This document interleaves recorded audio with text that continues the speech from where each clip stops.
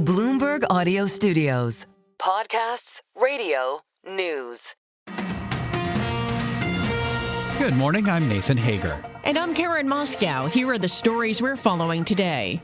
Karen, we begin with the latest developments in the Middle East. Bloomberg News is reporting that President Donald Trump met his national security team in the White House Situation Room for more than an hour yesterday, discussing the escalating conflict between Israel and Iran. The president followed that up with a call to Israel's Prime Minister Benjamin Netanyahu.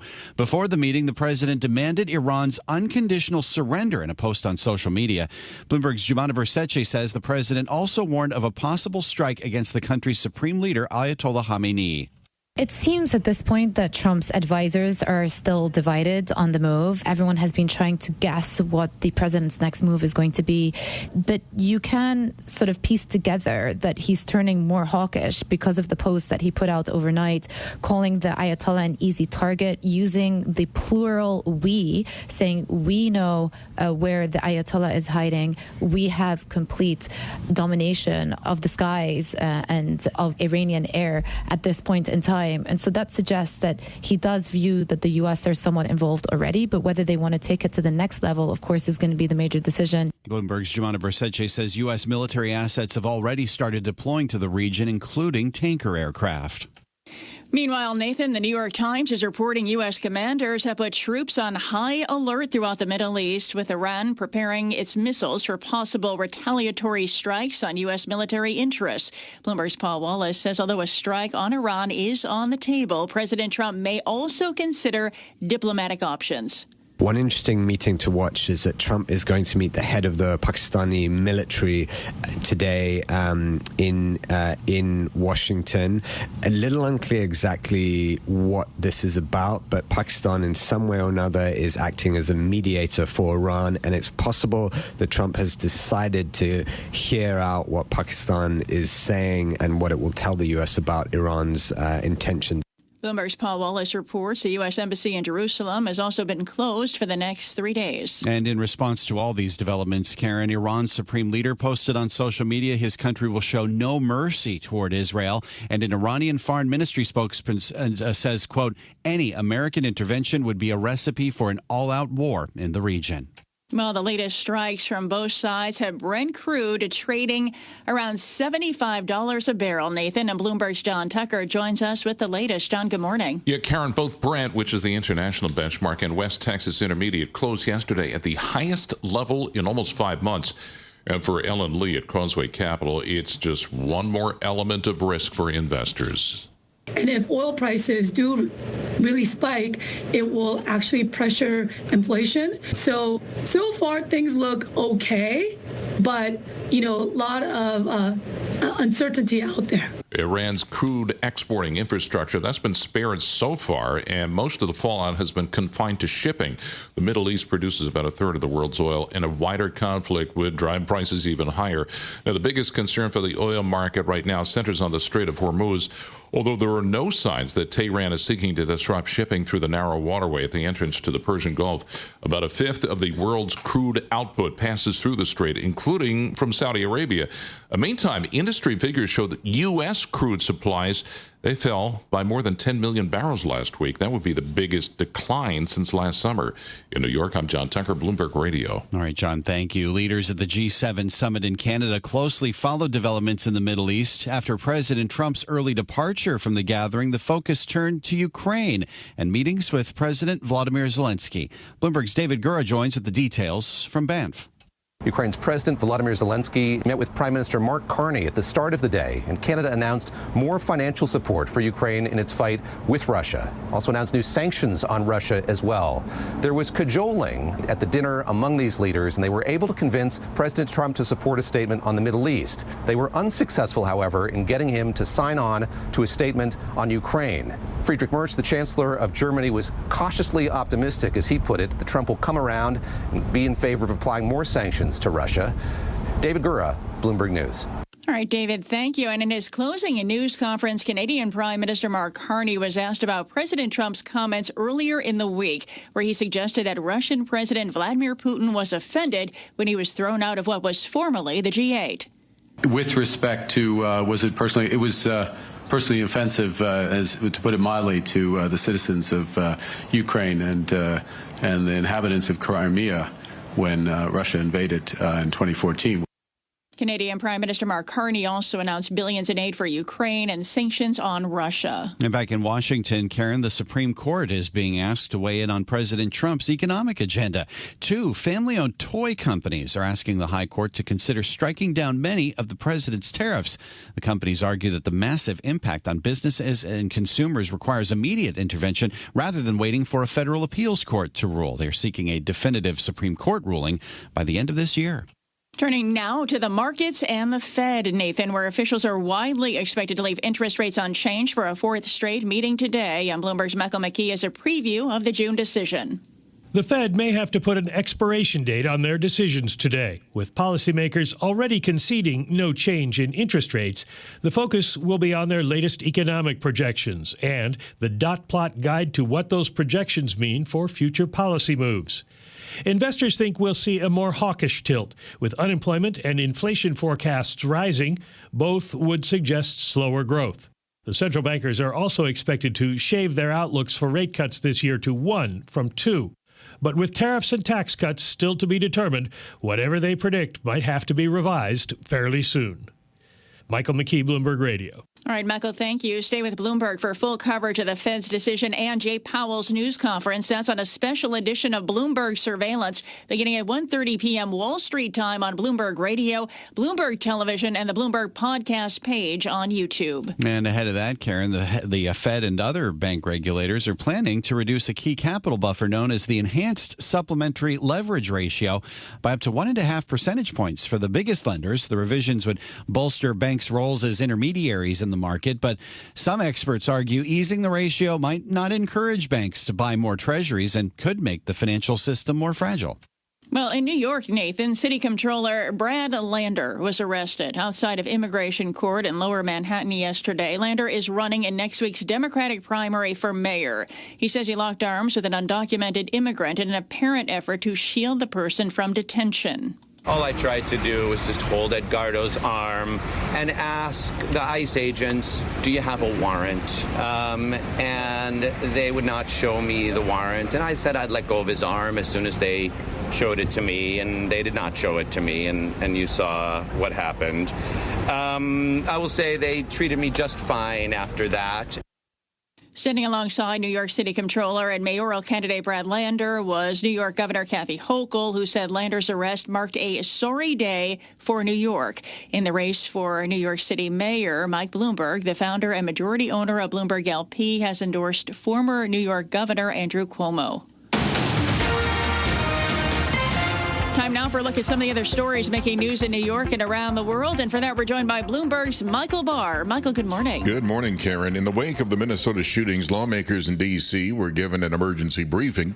Democratic Senator Amy Klobuchar of Minnesota spoke on the Senate floor, remembering state lawmaker Melissa Hortman, who was killed along with her husband. They were great neighbors, wonderful friends, and great parents to their beloved children, Sophie and Colin.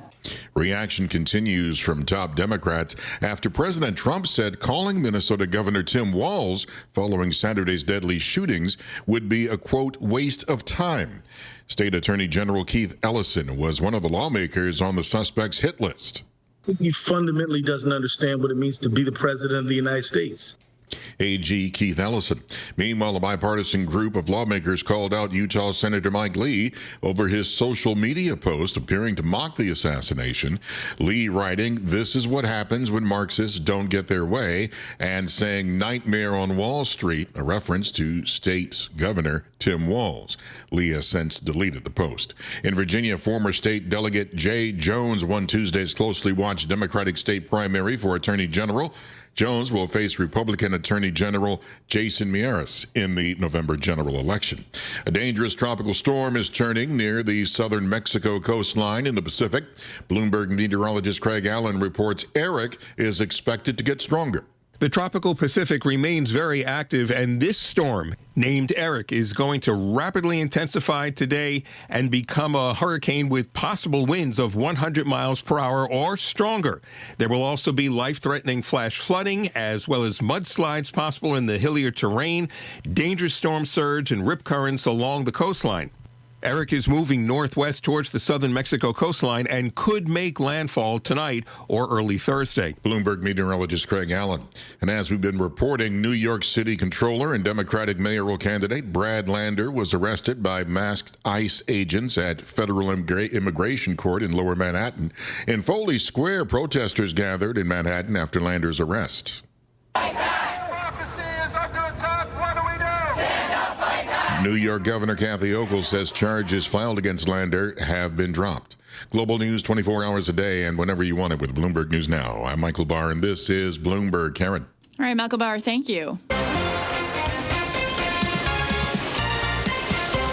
Time now for the Bloomberg Sports Update, brought to you by Flushing Bank. And here's Dan Schwartzman. Dan, good morning. Good morning, Karen and Nathan. Florida Panthers repeating as Stanley Cup champions, defeating the Oilers in Game 6, 5-1 behind 4 Sam Reinhart goals to take the series 4 games to 2. Panthers are the third NHL team to win back-to-back championships this century, following the Tampa Bay Lightning, who accomplished the feat in 2020 and 2021. Sam Bennett taking home the Conn Smythe Trophy as playoff MVP after scoring 15 postseason goals.